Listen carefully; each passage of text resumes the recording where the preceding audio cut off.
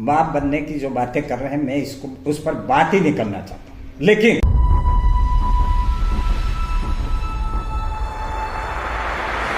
Channel को subscribe करें और बेल आइकन जरूर दबाएं। राजस्थान में विधानसभा चुनाव 2023 का दंगल शुरू हो गया है। ऐसे में पल पल की खबरें देखने के लिए बने रहिए हमारे साथ। आज की ताजा खबर। भारतीय ट्राइबल पार्टी के प्रदेश अध्यक्ष वेलाराम गोगरा ने बाप सहित कांग्रेस बीजेपी पर बड़ा जुबानी हमला बोला। इवन बाप पार्टी के नाम लेने पर उन्होंने यहां तक कह दिया कि मैं बाप पार्टी पर आप सवाल कर रहे हैं इसलिए बात कर रहा हूं, बल्कि मैं बाप पार्टी के नाम पर बात ही नहीं करना चाहता। आखिर क्यों कहा ऐसा? खुद करना है। बीटीपी की तर्ज पर बाप पार्टी भी चुनाव लड़ रही है और सेम मैनिफेस्टो बता रही है, तो ऐसे में आप बाप पार्टी और बीटीपी में क्या फर्क रह गया? आदिवासी समाज को लेकर वो भी बात करते हैं, आप भी बात करते हैं, तो फिर क्या है उसको लेकर बताएं। देख, आज बाप बनने की जो बातें कर रहे हैं, मैं इसको उस पर बात ही नहीं करना चाहता। लेकिन के उदय को लेकर ये आदिवासी परिवार के लोगों का कुछ कहना हो रहा है कि बीटीपी पार्टी ने जो हमारे मैनिफेस्टो बने थे, जो हमारा समझौता हुआ था, उस समझौते का कहीं ना कहीं उल्लंघन किया, इसलिए बाप पार्टी बनी। क्या आप इस बात को स्वीकार करते हैं? जी नहीं। जिक्र किया तो हर युवा को आजकल राजनेता के रूप में देखा जा रहा है, तो ऐसे में विधानसभा को लेकर एक ही नेता बन सकता है, लेकिन यहाँ पर हर नेता को कहीं ना कहीं सपने दिखाए जा रहे हैं, जिससे युवाओं में क्या माहौल बन रहा है आज के युवा को लेकर, उसको लेकर बताएं। देखिए, पिछले कुछ समय से आदिवासी समाज में हिंदू और गैर हिंदू का मामला बहुत बड़ा रूप ले रहा है, उसको लेकर क्या कहना चाहते हैं? हमारी ताकत को खड़ा होने से पहले हमको उस ट्रैक में ले जा करके घटना घटने में भी वो हमको मार डालेंगे, घटाने में भी और समाधान में भी कमाएंगे बीजेपी का। ट्राइबल पार्टी इस बार के चुनाव में कितने प्रत्याशी मैदान में उतार रही है? सबसे पहले तो न्यूज़ 24 और जनशक्ति को बहुत धन्यवाद कि आपने भारतीय ट्राइबल पार्टी के अंतिम व्यक्ति की जो सोच है उसके अनुसार बनी भारतीय ट्राइबल के बारे में जानकारी प्राप्त करने की कोशिश करें। भारतीय ट्राइबल पार्टी ने अभी 9 उम्मीदवारों की घोषणा कर दी गई है और शेष उम्मीदवारों की घोषणा करने के लिए जो प्राथमिक प्रक्रिया अपनानी चाहिए वह प्रक्रिया जारी है और करीब 25 के करीब 9 जो घोषित उम्मीदवारों ने इसको जोड़ करके पार्टी की तरफ से घोषणा की जाएगी। जो प्रक्रियाधीन हैं उन्हें शीघ्र ही उनकी भी घोषणा की जाएगी। भारतीय ट्राइबल पार्टी वर्तमान 2023 के चुनाव में कितनी सीटों पर चुनाव लड़ेगी, उसको लेकर बताएं। भारतीय ट्राइबल पार्टी विधानसभा 2023 के चुनाव को लेकर अभी प्रक्रियाधीन है। 25 विधानसभाओं तक अपने उम्मीदवार उतारने की प्रक्रिया में है और 25 के करीब उम्मीदवार उतारे। अभी तक किन किन मुद्दों पर चुनाव लड़ने की भारतीय ट्राइबल पार्टी की जो विचारधारा है वो किन मुद्दों को लेकर रहेगी, उसको लेकर बताएं। देखिए, भारतीय ट्राइबल पार्टी आने के पीछे मूल जो थीम है उसके पीछे छिपी हुई बात है वो ये है कि भारतीय संविधान बनने के बाद भारतीय संविधान की मंशा के अनुकूल एसटी, एससी, ओबीसी और माइनॉरिटी और अन्य गरीब लोगों के लिए जो समय समय पर आयोग, विधान, कमेटियां, कानून, नियम बनाए गत 70 वर्षों से, वो जो बीजेपी रही हो या कांग्रेस सत्ता में, लेकिन उनके द्वारा जो कानून बनाए गए, उनके द्वारा चिंता करके इन वर्गों के लिए जो कानून बनाए गए वो धरातल पर नहीं उतरे और नहीं उतरने के बाद में उनकी आवाज को उठाने वाला बीजेपी कांग्रेस के अंदर जो कोई भी नहीं था। ऐसी स्थिति में भारतीय ट्राइबल पार्टी के लिए बहुत जरूरी था कि वो मुद्दे उठाएं और वो मुद्दे उठा करके वायदा याद दिलाओ अभियान इन दोनों बीजेपी कांग्रेस के नेताओं तक पहुंचाएं। वहीं जो प्रावधान, जो नियम कानून बने, जो विधेयक बने, जैसे सच्चर समिति, ढेबर कमीशन, इस तरह से जिस तरह से सिफारिश की गई, क्या उस सिफारिश के अनुकूल धरातल पर उन लोगों तक वो लाभ बीजेपी गवर्नमेंट सरकार में दिए गए? अगर नहीं दिए गए हैं तो सरकार को वादा दिलाओ अभियान, और जनता के बीच में जाकर के, हमारी जो मतदाताओं के बीच में जाकर के, और उसके बाद भी, चुनाव के बाद भी मतदाताओं के बीच जाकर के उनको जानकारी दी जाएगी कि ये बीजेपी कांग्रेस ने किया, लेकिन 70 साल से वादा खिलाफी कर रहे हैं। अब इसका निर्णय आपको खुद करना है। बीटीपी की तर्ज पर बाप पार्टी भी चुनाव लड़ रही है और सेम मैनिफेस्टो बता रही है, तो ऐसे में आप बाप पार्टी और बीटीपी में क्या फर्क रह गया? आदिवासी समाज को लेकर वो भी बात करते हैं, आप भी बात करते हैं, तो फिर क्या है उसको लेकर बताएं। देखिए, सबसे पहले तो मैं ये बीटीपी के बाद बाप बनने की जो बातें कर रहे हैं, मैं इसको उस पर बात ही नहीं करना चाहता। लेकिन जब आपने सवाल ही किया है तो एक बात स्पष्ट कहना चाह रहा हूं कि बीटीपी का उद्देश्य के अनुकूल हमें आज भारतीय ट्राइबल पार्टी को जो लड़ाई लड़नी थी वो थी 5वीं अनुसूची।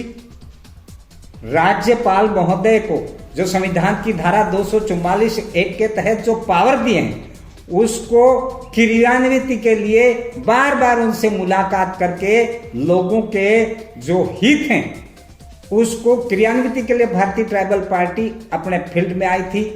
वहीं आपका जो पलायन हो रहा है इस आदिवासी क्षेत्र से, प्राकृतिक संसाधनों आधारित रोजगार की जरूरत थी, उसके लिए कैसे जो पलायन कर रहा है उन लोगों को गुजरात और बाहर जाने से रोक के यहाँ साधन से, वो हमारी लड़ाई थी। और यही नहीं, जो छात्रों को जो छात्रवृत्तियां मिलती हैं, पैमाइश है, बेरोजगारी है, इस तरह से जिसे काकरी डुकरी प्रकरण जो हमारे उसके निपटने का सवाल था, और इसके साथ ही जितने भी तरह की योजनाएं फील्ड में जा रही उसको धरातल पर उतारने का हमारा मुख्य उद्देश्य भारतीय ट्राइबल पार्टी का है। लेकिन उसी पार्टी को एक सुरक्षा कवच के रूप में दक्षिण राजस्थान में लाया गया था, लेकिन समय के दौर में जब लोगों के एक विश्वास के साथ भीड़ के रूप में इकट्ठे होने लगे, तब इन्हीं में से कुछ लोग जो मैंवादी कहो, स्वार्थी कहो, पुनः पद लचाने की लालसा कहो, या व्यक्तिगत स्वार्थ के हित में, मैं अभी सुन रहा हूं कि अभी कुछ विधान नए घोषित हो रहे हैं, तो ये 5-10 लोगों के स्वार्थ नीति के खातिर, मैंवादी नीति के खातिर आज इस तरह से उदय हो रहा है। निश्चित ही ये ऐतिहासिक पन्नों में एक दिन जाएगा कि आदिवासी क्षेत्र में एसटी, एससी, माइनॉरिटी, ओबीसी के लिए भारतीय ट्राइबल पार्टी एक विश्वास के साथ में, जिसने पूरे देश में एक डंका बजा दिया था, और यहां तक कि बीजेपी कांग्रेस को डूंगरपुर जिला प्रमुख में एक कर दिया था। इतना बड़ा ऐतिहासिक कदम उठाया, इतना बड़ा एक लास्ट व्यक्ति में एक मनोबल बढ़ा था, एक इच्छा बड़ी थी, लेकिन कुछ 5-10 लोगों ने अपने स्वार्थ के खातिर ऐसा काम किया है, जो आने वाले टाइम में इतिहास के पन्नों पर लिखा जाएगा कि इन लोगों के गलती नहीं करते तो इस क्षेत्र की एक जो बुनियादी मांगे हैं, बुनियादी हक हैं, अधिकारों की बात हो सकती थी। लेकिन इस सबके बावजूद भी भारतीय ट्राइबल पार्टी अपना जो एसटी, एससी, ओबीसी, माइनॉरिटी के लिए जो हक हुकूमत है उसके लिए काम करती रहेगी। हमें पास किसी की घर घर पार्टी बनाने वाले हैं। मुझे तो ऐसा लगता है कि अभी जो आप बाप की बात कर रहे हो, शायद इसमें से भी कल परसों और पार्टी बनाएंगे, तो उससे भारतीय ट्राइबल पार्टी को कोई फर्क नहीं पड़ता है। और मेरे आम मतदाताओं और मेरे कार्यकर्ताओं से अपील करता हूं कि भारतीय ट्राइबल पार्टी हर हाल में अपना काम करेगा, और जो उपलब्धि हासिल की है आज भारतीय ट्राइबल पार्टी के अस्तित्व के चलते पहली बार ऐतिहासिक मामला है कि भारत का प्रधानमंत्री यहां आ रहा है, राहुल गांधी आ रहा है, अशोक गहलोत साहब 15 बार यहां आ रहे। क्यों? आज से पहले साड़ी और दारू दे करके आप लोग यहां वोट खरीदने की बात आई, लेकिन आप इन सबको पता लग गया कि अब ये जाग गए हैं, इसलिए बार बार आकर के यहां काम कर रहे हैं। जितना भी विकास का काम दक्षिण राजस्थान में हुआ है उसका कारण है बीटीपी की उपलब्धि है। अगर बीटीपी नहीं आती तो आज ये कोई ऊपर के बीजेपी कांग्रेस के नेता जो अब भी मगरमच्छ के आंसू बहाते हैं वो यहाँ आते ही नहीं।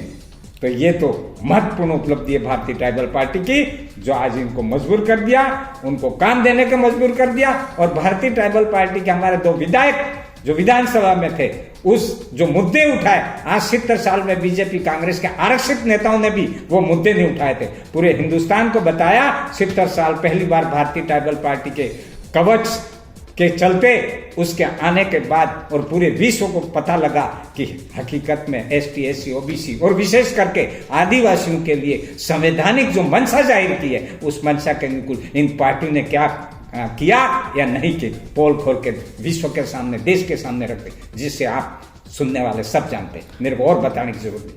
राजस्थान के मुख्यमंत्री कहते हैं कि आप मांगते मांगते थक जाओगे, मैं देते देते नहीं थकूंगा। ऐसे में आप कह रहे हैं कि हमारा क्षेत्र का विकास नहीं हुआ, जबकि राजस्थान के मुख्यमंत्री कहते हैं कि आप मांगते मांगते थक जाओगे। आखिर आप क्या कहना चाहते हैं? वर्तमान मांगते मांगते थक जाते हैं, उनकी स्टेटमेंट का विरोध नहीं करना चाहते। मैं तो आपसे पूछना चाहता हूं राहुल गांधी जी और कांग्रेस से कि जनजाति पंचशील के सिद्धांत नेहरू जी ने दिए थे, जिसमें यह कहा था पंचशील के सिद्धांत पढ़े माननीय गहलोत साहब और कांग्रेस, उसने 5 सिद्धांत उस समय दिए थे जब देश में पहली बार कांग्रेस ने अपने आदिवासियों की बात चिंता की थी। ये कहा था कि इनका जो भी योजनाएं ले जाई जाए, वो योजनाएं इनके परंपरागत संगठनों के माध्यम से, संस्थाओं के माध्यम से, उनकी राय से योजना बनाई जाए। आप आज योजना बना रहे हो, कल बंद कर रहे हो, ब्रेक ऑफ स्कीम, बार बार योजना बदल करके हमको ठगा है। हमको अब ये नहीं को देते देते थक जाएंगे। अरे भाई, हम तो ये निवेदन कर रहे हैं कि जो योजना आपने क्रियान्वित किया, लगातार 10 साल तक चलाई, आप योजना बनाते हो और 6 महीने में आपकी योजना बदल जाती है, और जो उसका जो लाभ मिलता था वो तो मिलता ही नहीं है। और दूसरी तरफ आप ये करते रहते। हमारे गहलोत साहब की बात का सम्मान करता हूं, लेकिन सच ये है कि आपने बार बार योजनाएं बनाई, इंफ्रास्ट्रक्चर बनाया, और उसके बाद में लाभ लेने वाला तैयार नहीं है। यूं करके इस आदिवासी क्षेत्र पर ठगा है बीजेपी कांग्रेस दोनों में।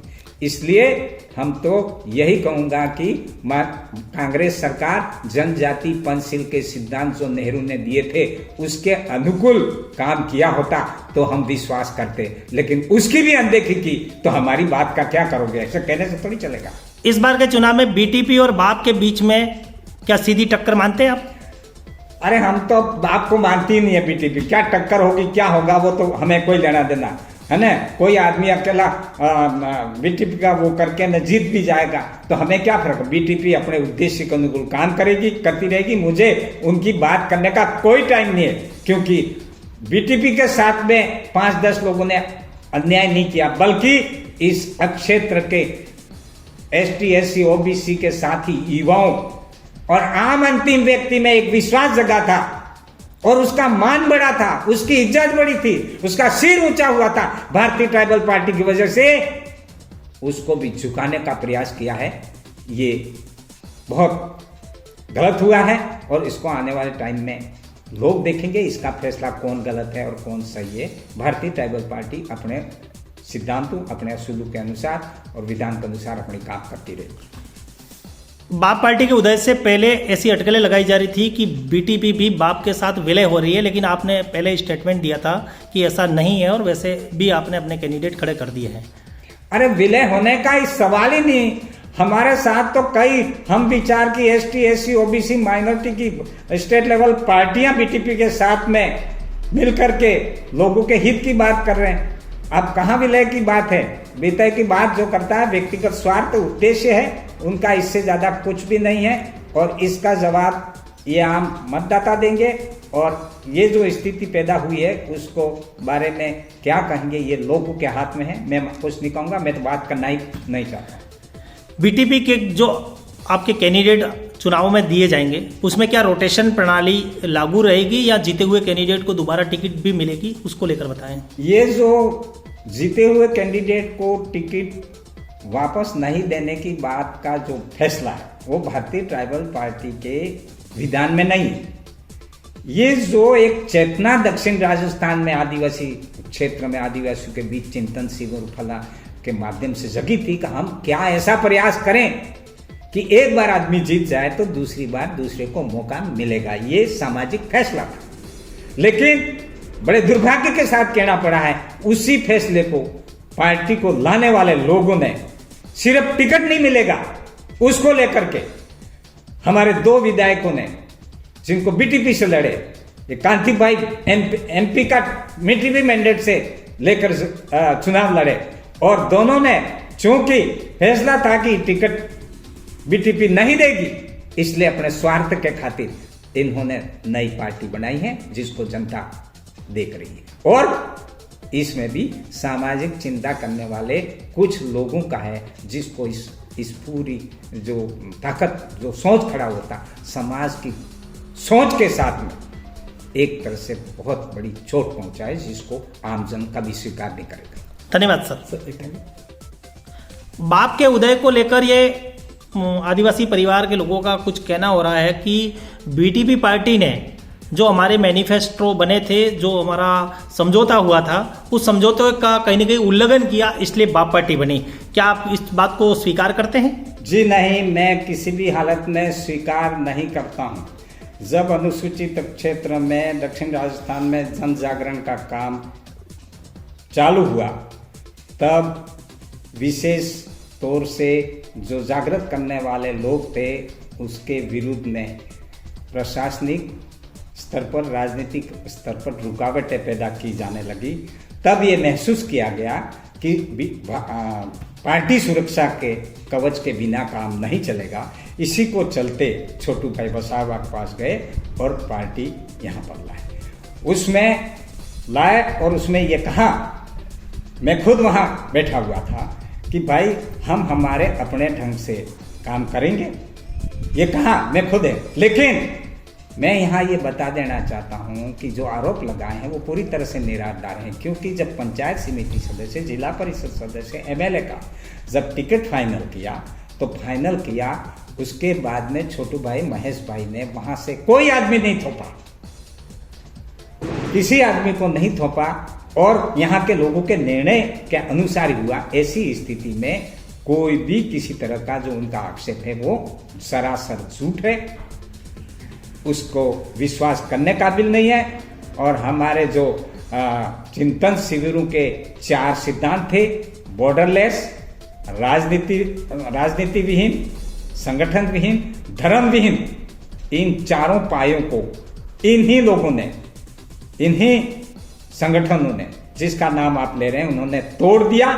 और तोड़ने के बाद में जहां तक धैर्यवाद का मामला है, उस मामले में भारतीय ट्राइबल पार्टी का प्रदेश अध्यक्ष होने के नाते सामाजिक सोच अलग है, पार्टी का विधान अलग चीज है। ये जो पार्टी और सामाजिक सोच को जोड़ने की बात कर रहे हैं वो ठीक नहीं है, क्योंकि पार्टी तो पार्टी के संविधान के अनुकूल काम करेगी और सामाजिक रूप से कुछ भी बोला जा सकता है। तो ऐसी स्थिति में मैं आपको स्पष्ट कर देना चाहता हूं कि एज ए प्रदेश अध्यक्ष के होने के नाते हमारे अंदर, हमारी विचारधारा के आदमी को अगर निर्दलीय को टिकट देने का क्या प्रदेश अध्यक्ष पार्टी के विधान के अनुसार समर्थन कर सकता है? नहीं कर सकता है। और जब नहीं कर सकता है तो वही बात हुई, और उसी को बात लेकर सामाजिक रूप में अपने आप को तौल करके राजनीतिक कवच को अपने इसको अस्वीकार करते, हम राजनीति नहीं मानते, ये करके जिस तरह से इन्होंने ये प्रोपोगेंडा चलाया और आम युवाओं को गुमराह किया है अभी तक, और इसलिए ये सारे आक्षेप झूठे हैं। आइए बैठ के बात करते हैं, बताते हैं कि कहाँ किस तरह से किसकी गलती से हुआ, और जनता आने वाले टाइम में इन्हें गिने 5-10 को बताएगा कि इस जो मुहिम चली थी, जो जन जागरण आंदोलन चला था, इसको खत्म करने वाले कौन व्यक्ति हैं, आने वाले टाइम में आम जन खुद ही बता देगा, समय लगेगा। जैसा कि आपने अभी युवाओं का जिक्र किया, तो हर युवा को आजकल राजनेता के रूप में देखा जा रहा है। तो ऐसे में विधानसभा को लेकर एक ही नेता बन सकता है, लेकिन यहाँ पर हर नेता को कहीं ना कहीं सपने दिखाए जा रहे हैं, जिससे युवाओं में क्या माहौल बन रहा है आज के युवा को लेकर, उसको लेकर बताएं। देखिए, हर युवाओं को अपनी बात रखने, अपनी मंशा की बात रखने का हक है, और भारतीय ट्राइबल और हम सबका ये पहला उद्देश्य है कि हम नेतृत्व डेवलपमेंट करना है, लेकिन नेतृत्व डेवलपमेंट करने की जो हमारी आकांक्षा है उसके अनुसार हम प्रयास कर रहे हैं, लेकिन युवाओं को आज जो भारतीय ट्राइबल पार्टी को रोकने के लिए ये तीसरी ताकत बीजेपी कांग्रेस के ऐसे लोग हैं जो मीडिएटर टाइप, उनमें नहीं है। वो तो समाज जो कहेगा या पार्टी जिस तरफ करेगा, लेकिन कुछ ऐसे लोग हैं कि बीटीपी को रोकने के लिए उसको किस तरह से मोटिवेट करते हैं, उसको मोटिवेट करके वोट काटने के लिए ये बीजेपी कांग्रेस की रणनीति है।